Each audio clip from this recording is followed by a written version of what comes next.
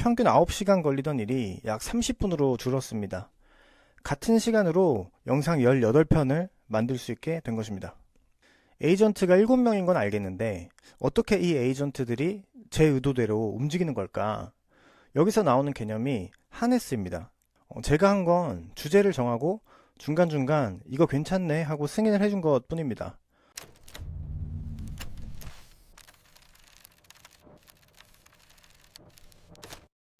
네, 안녕하세요. 김효일입니다.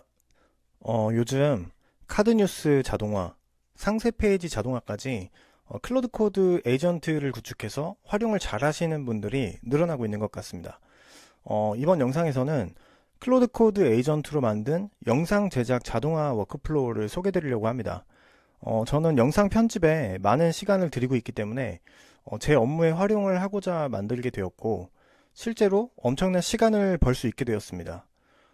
에이전트 구조는 어떤 형태로 세팅이 됐는지, 이렇게 만든 결과물 수준은 어느 정도인지, 그리고 시간은 얼마나 걸리는지를 바로 좀 보여드리도록 하겠습니다.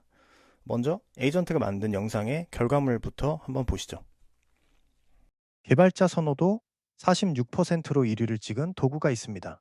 그런데 비개발자 접근성은 최하위입니다. 가장 유능한 도구가 가장 접근하기 어려운 도구라는 이 모순.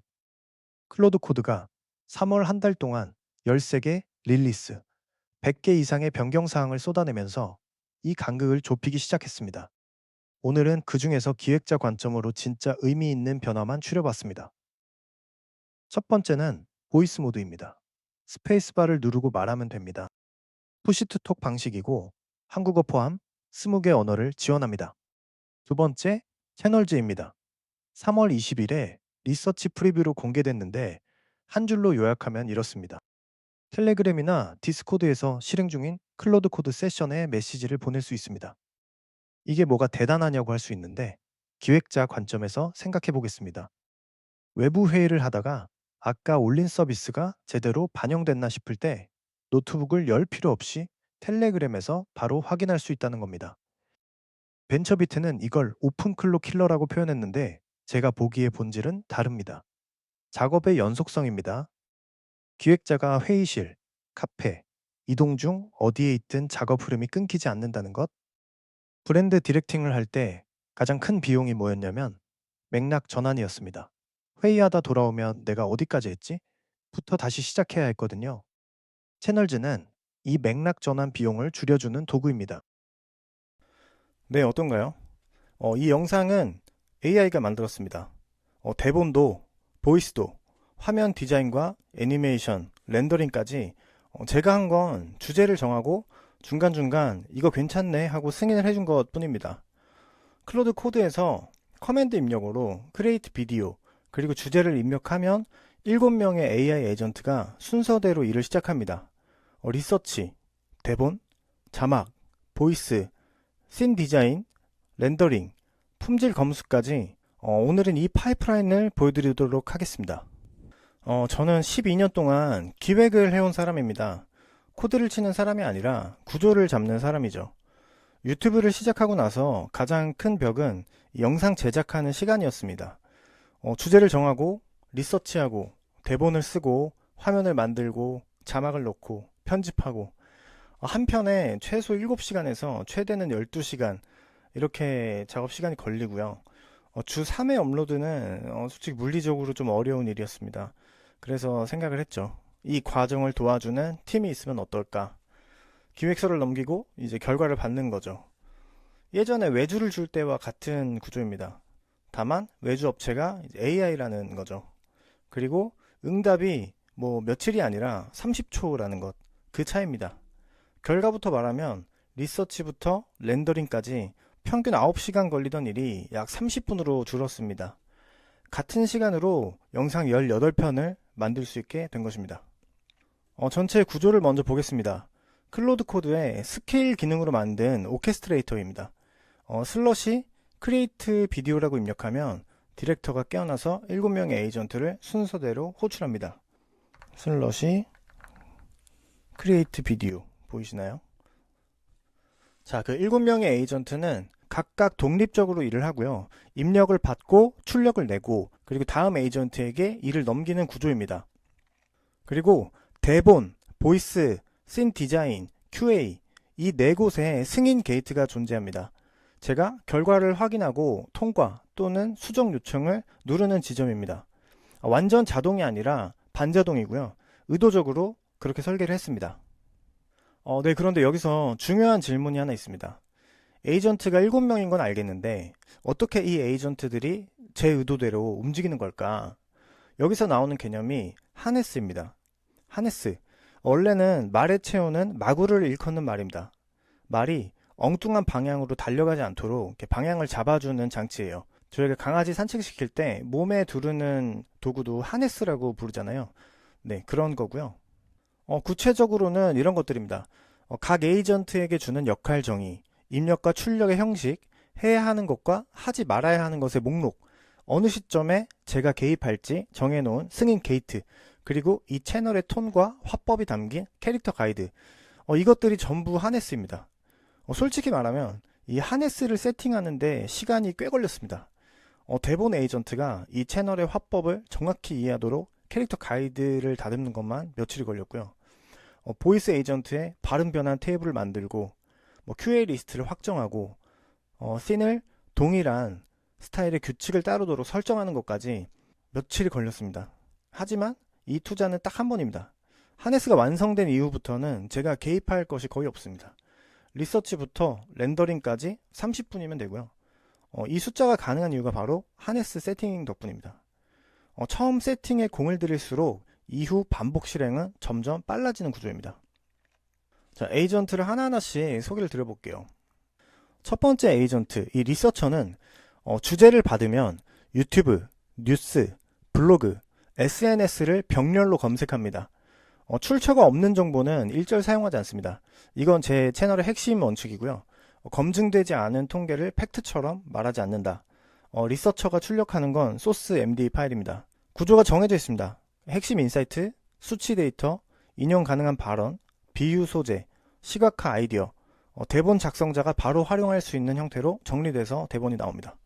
예를 들어서 클로드 코드 설정 주제를 주면 GitHub 스타 24,100개짜리 베스트 프랙티스 리포를 찾아오고 보리스 체르니의 직접 발언을 인용 가능한 형태로 정리를 해오고 신입 직원 매뉴얼 같은 그런 비유 소재까지 제안을 해줍니다.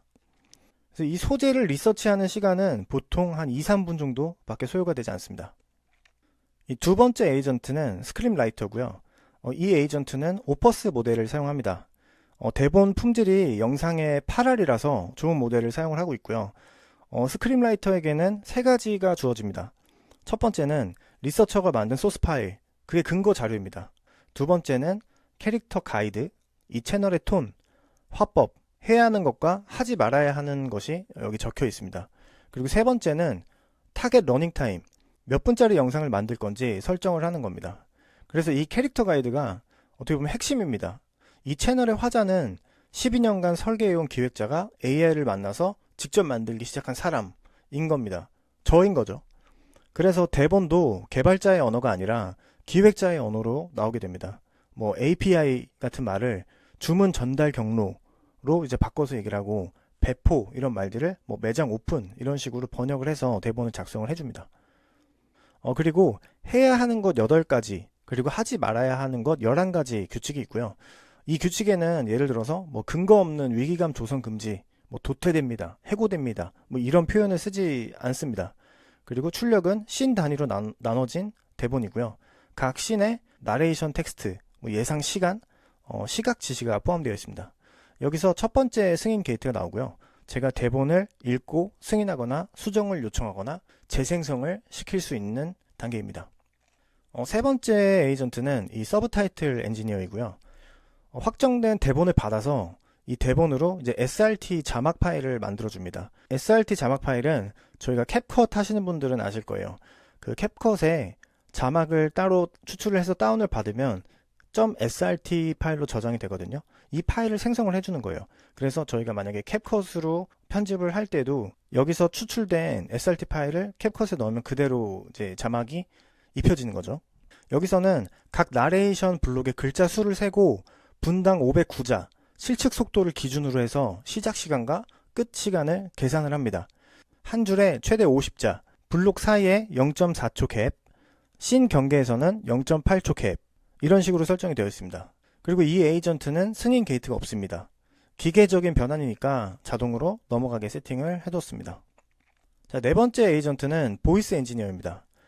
이 에이전트가 하는 일은 대본 텍스트를 음성으로 바꾸는 일을 하고요. 제가 개발한 TT 스튜디오라는 로컬 TTS 서비스를 사용을 하고 있고요. 제 목소리 샘플 하나로 클론 보이스를 만들었어요.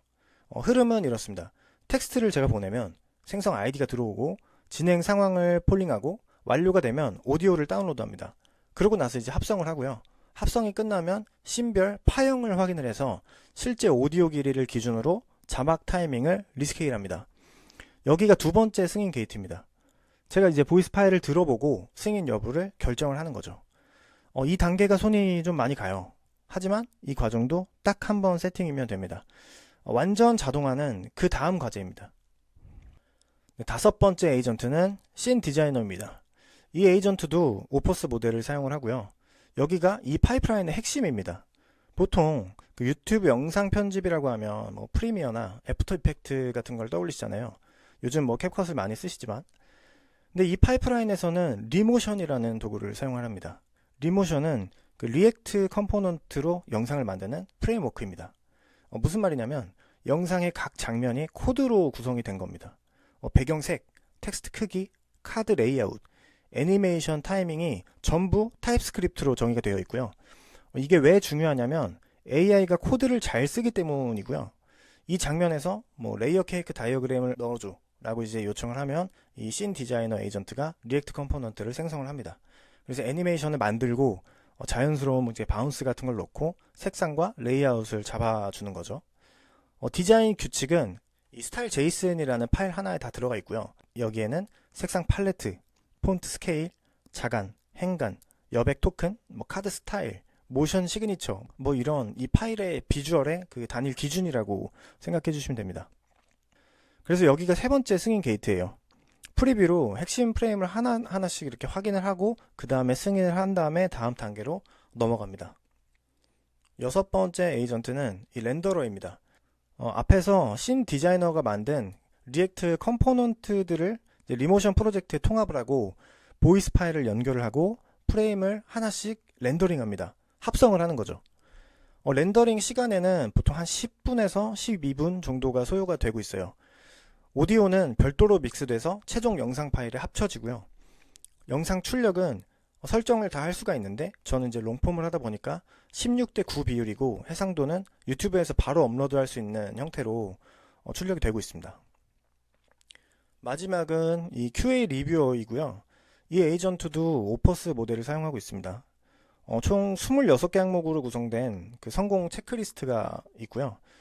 포지셔닝 뭐 4항목, 니치를 한 문장으로 뭐 소유하는가, 뭐 본인이 실제로 그 일을 하고 있는가, 뭐 이런 것들이고요. 콘텐츠 구조 5항목, 결과물이 영상 안에서 보이는가, 한 영상의 한 주제인가, 그리고 신뢰 4항목이 있고요. 뭐 실적과 경험을 드러내고 있는가, 출처를 밝히는가, 그리고 편집과 비주얼에서 또 4항목, 3에서 5초마다 시각 변화가 있는가, 빈 화면이 0%인가. 이 중에서 필수 7개가 있습니다. 이 7개가 하나라도 미통과되면 바로 이제 수정을 진행을 하는 거고요. 그리고 별도로 돈트 리스트가 11개가 있어서 뭐 근거 없는 위기감 조성이라든지 기술 용어 뭐 설명 없이 그냥 던지기라든지 개발자 폄하 같은 그런 금지 항목들이 분명히 존재합니다. 이 QA를 통과하면 끝입니다. 실패하면 어느 단계에서 문제가 생겼는지 바로 이렇게 식별을 하고 그 단계부터 다시 돌리는 구조이고요. 대본이 문제면 뭐 대본부터, 보이스가 문제면 보이스부터, 이 의존 관계에 따라서 이후 단계도 자동으로 리셋이 되는 구조입니다. 네, 이 클로드 코드로 만든 영상 제작 자동화 워크플로우, 솔직히 말하면 아직까지 완벽하지는 않습니다. 각 승인 단계에서 손이 많이 가는 경우도 있고요. 그렇지만 기획서 하나를 넘기고 뭐 며칠을 기다리던 시절과 비교하면 이 30분이라는 시간은 굉장히 혁신적으로 저는 느껴집니다. 네, 그럼 정리를 해보겠습니다. 이 파이프라인의 본질은 명확합니다. 영상 제작이라는 큰 작업을 7단계로 나누고 각 단계에 전문 직원을 배치하고 입력과 출력을 표준화한 겁니다. 기획자가 하던 일과 같습니다.